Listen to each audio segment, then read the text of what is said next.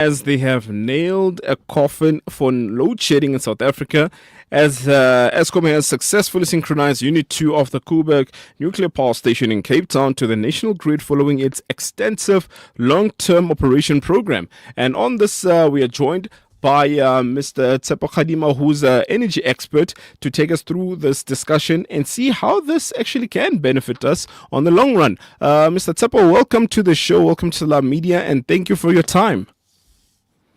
Shukran, and salam alaikum to all the listeners of Salam Media. Wa alaikum salam. It is obviously this is a groundbreaking situation, especially coming to terms with what we have been facing in load shedding in the past couple of years.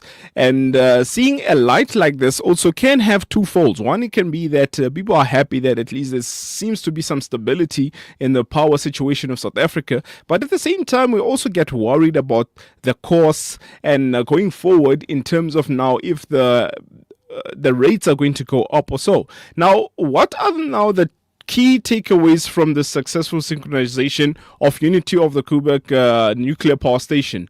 This probes for a general understanding of, obviously, in terms of what's happening. If you can just take us through that. Thank you. Well, look, it is not surprising at all. I think it was expected that the second unit of Koeberg would then be licensed and therefore go through the refurbishments to be able to receive an operating license for another 20 years, underscoring the longevity as well as the reliability of nuclear power, taking into account that Koeberg has been operating for, just over 40 years, and 20 more years means that we'll have a post that operates for well over 60 years. And by all accounts, from what we know, is that nuclear power plants can operate as long as 80 years. So therefore, from that point of view, I think the also most important thing to underscore is that nuclear has got the highest energy efficiency as well as energy availability than any other comparable, or rather, other energy sources. And that at more than 92% energy availability factor, well, there's just no comparison with intermittent energy sources of wind and solar, which average 24% energy availability factor. So it's therefore the right step in the right direction, but the listeners need to bear this in mind. This is not new capacity that has been added. So Eskom still sits with a base load capacity of 47,000 megawatts. And of that 47,000 megawatts, more than 90% of that is coal, and then with nuclear in terms of the base load.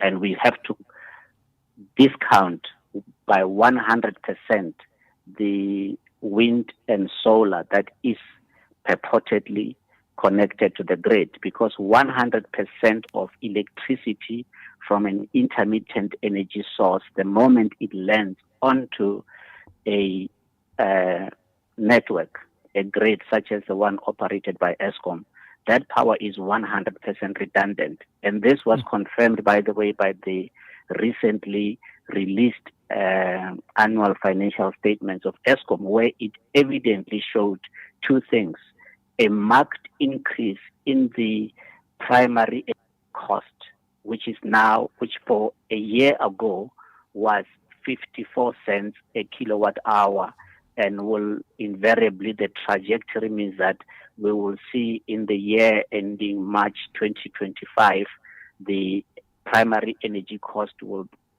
surpass 60 cents a kilowatt hour, when in fact the primary energy costs are supposed to be 32 cents on average per kilowatt hour, and not the 60 plus cents that is being projected. So, as I say, it's not new capacity. The costs are increasing because of the very bizarre and upset policy decisions taken by this government to connect unreliable intermittent energy source of wind and solar onto the grid, which has now had a direct impact on the cost of running Eskom as a utility. And that has led to, therefore, higher tariffs. We know that Eskom is awaiting a decision from NERSA to increase the tariff by more than 36%. So on average, a household, will now pay well over 5 rand a kilowatt hour from April this year, when the 36% increase is factored, taking into account that some industries are paying between 19 cents a kilowatt hour, whereas others are paying under 1 rand a kilowatt hour. And normal households are then subjected to this very colossal extortionist tariffs of almost 5 rand a kilowatt hour. So you can look, somebody who lives in a shack will pay 5 rand a unit, whereas a big industry pay 19 cents. So the problem is that we do not have a standardized uniform tariff to ensure equity as demanded by the Constitution. So there is unlawful discrimination of South Africans in terms of the electricity that they purchase from the state-owned entity, being Eskom, in terms of that discrimination. And that discrimination is unlawful, but it's got a devastating impact on the economy in the first instance. And secondly, it has also led to Eskom itself hemorrhaging customers. In the past financial year, Eskom already had lost in excess of 10,000 megawatts of electricity that ordinarily would have been supplied by Eskom. All of that electricity has gone off grid. And we are going to see that trend continue even more with rooftop solar, effectively a hybrid energy system whereby you will see more deployment of gas in a house for certain appliances, and batteries are becoming a lot more cheaper, so we will see more rooftop solar than grid supplied power. And by the end of this year, 2025, I have been projecting for a time, and I am certainly correct as we see the trend that there will be in excess of 12,000 megawatts in total, which will have migrated off grid. And therefore, Eskom is going to continue to see a decline in the overall demand for electricity.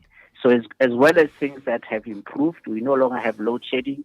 I made a pronouncement a year ago, exactly, that load shedding could be ended in 3 months, and it was ended within 3 months. When Eskom was celebrating 50 days of no load shedding, I made a pronouncement on another radio station that we can look forward to 50 months of no load shedding. So there is no risk of load shedding returning, but the greater risk for Eskom is more and more customers migrating because of the very high costs. And we are therefore not going to see the economy growing as a result of the direct cost of electricity or energy, which is simply just become unsustainable. And therefore that means we cannot create the jobs required in terms of the population growth and in terms of the high levels of unemployment that need to be drastically reduced. Mm. No, 100%. And I mean, this is a point of mixed feelings, as I mentioned earlier on, that now we are happy that there's seem to be some way forward. But at the same time, looking at the tariffs that you just mentioned also does bring some sense of scare to obviously the natives of South Africa in terms of now we have to now have a proper planning of our tariffs every month and expenditure, also knowing that the cost of living is going high. So this brings a bit of a frown on the faces. However, before we continue, let's just take a quick break. And when we return, we'll continue with Mr. Tsebo Kadima, who's an energy expert on the situation of the Unit 2 at the Koeberg Nuclear Power Station in Cape Town. Let's take a break.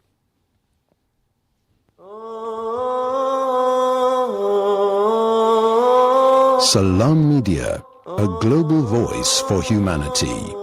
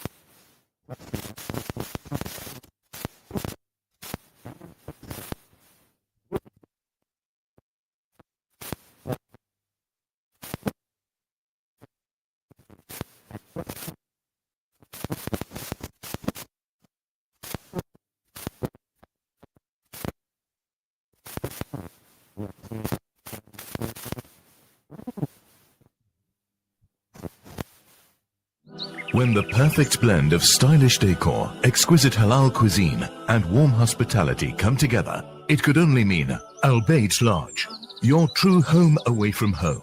Albeit is the ideal heaven for families, business people, and tourists with its 4-star family rooms and other luxurious facilities. Conveniently situated close to Port Elizabeth Airport, the beach, and other amenities, your stay will be truly unforgettable, as you'll be taking home lasting memories of the warm hospitality, the serenity and tranquility that Albeit has to offer.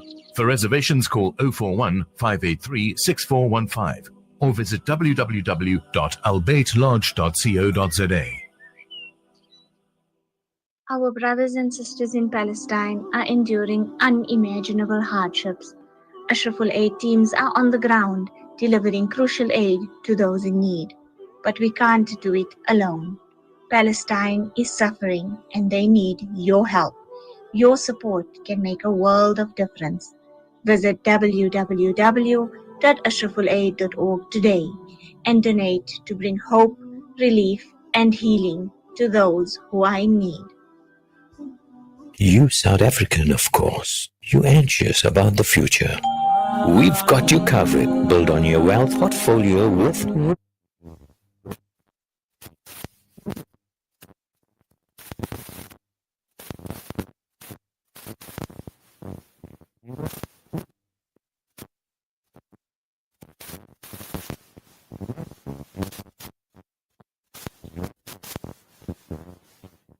investment. Connect and stay ahead with Salam Media. This is Salam Media, coming to you live from South Africa. Welcome back. It is 20 minutes to 9 on a beautiful Monday morning, and we're still speaking to Mr. Tsepo Kadimo, who's an energy expert regarding the synchronization of the Unit 2 of the Koeberg Nuclear Power Station in Cape Town to the national grid. Now, Mr. Kadimo, we're still continuing. Now, on the technical and operational point, what specific maintenance and refurbishment activities were undertaken during the long-term operation program for the Unit 2 grid? But the refurbishments that were required. Remember, the 2 units now have effectively been renewed. So you actually have got the reactors and the power station, and mainly the heart of a nuclear power station, which is the reactor, is what had to be refurbished and renewed. So it can run for another 20 years. That is the most important thing for listeners to, I think, take note of in terms of this refurbishment. But as I say, remember, there's nothing new about it. We've always known that nuclear power stations, every 20 years, you effectively have to do a certain level of maintenance and refurbishment, which then extend its life. But effectively, you can run a nuclear power station, as we've seen with those in other jurisdictions elsewhere, that they can run for 70 years, and some are even projecting 80 years to run. So the kind of repairs, refurbishment that were done on on the 2 units now as it stands, customarily what is required in law to have been undertaken, and therefore ensures that reliable, safe operation or operating of that power station for another 20 years. So that's the most important development as far as that is concerned. However, what is more rather critical to look forward to is that will South Africa ever get to a point where it increases its installed nuclear power generation capacity, meaning adding another power station of the size of Koeberg or even bigger? Or will South Africa continue to pursue a failed energy policy that has been financially ruinous to Eskom and economically catastrophic to this country? That is of introducing a non-technical term called the so-called energy mix, which has got no practical meaning or application in as far as ensuring safe, reliable, least cost supply of electricity to the users, whether businesses as well as ordinary households. And the answer, the numbers are there for all to see. As I make mention that right now, by the end of 2025, middle of 2026, just to give an example, because of the very erroneous energy policies that were implemented just over 10 years ago, we are going to see that Eskom will be incurring well over 170 million rand every single day, purchasing electricity which is 100% redundant, therefore incurring a fruitless and wasteful expenditure by purchasing or paying the so-called independent power producers from renewables who deliver zero value, but if anything, endanger the grid.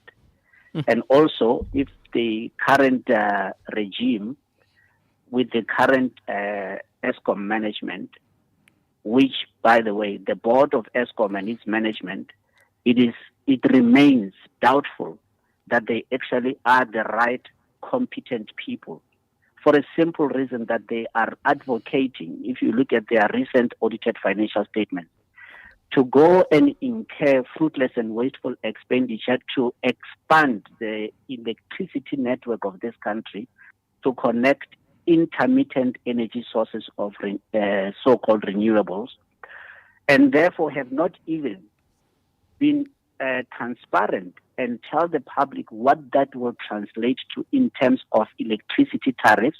Because if you go and expand the grid of this country by 14,000 kilometers and therefore incur well over 400 billion rand, the question is that, well, that 400 billion rand is going to be recouped from the users. And hence, I say that Eskom will just simply is not a going concern. And the auditors of Eskom have confirmed this, by the way. So against the backdrop of Eskom auditors themselves having raised a going concern status for Eskom, how can then the Eskom board and the management be so exuberant and speak about incurring or rather implementing decisions which are going to exacerbate a dire financial situation? Because as more and more people are subjected to higher tariffs, you're just simply going to see a demand dropping at the rate that it is. And as the demand drops for electricity, because people are migrating, they are going off grid.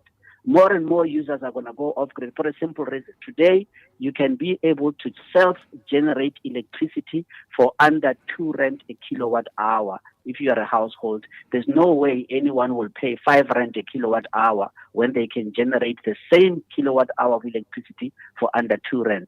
So we are going to see investment in the electricity space by households themselves. The same fate that was suffered by the likes of Transnet, where we saw the tracking industry take over the railways. We are going to see the rooftop solar market taking over the grid supplied electricity market, and therefore Eskom is not a going concern and will continue to be a burden for national treasury, which means the taxpayer. The taxpayer will continue to pay over hundreds of billions of rands to bail out Eskom. And the question then therefore that remains is that how can we therefore have a parliament that is so comfortable and say, well, at least now we don't have load shedding, without taking into account that more and more people are no longer able to afford electricity, and those that can afford electricity are going off grid. And therefore, when you look at the cash flow statement of Eskom, not the income statement, I know that Eskom is projecting that in the current financial year ending March 2025, they will record over 10 billion rand in profit. Now, I mean, this is mischievous in the extreme, because the term profit is simply an opinion by an accountant. It is not based on fact or reality. Look at the audited financial statements of Eskom, particularly the cash flow statement, as well as the note, accompanying note by the auditors of Eskom, Deloitte, and then look at the debt capital, the debt sponsor for Eskom bonds, which is Nedbank. When you look at their statements, they are painting rather a bleaker picture, correctly so, because numbers don't lie. The numbers tell a completely different picture than what we are seeing. So one of the reasons why there is no load shedding is because demand is migrating. Eskom, at the juncture, today being the first working week of the year, Eskom's electricity demand should have been sitting at well over 30,000 megawatts. And by the end of today, demand will be well below 25,000 megawatts.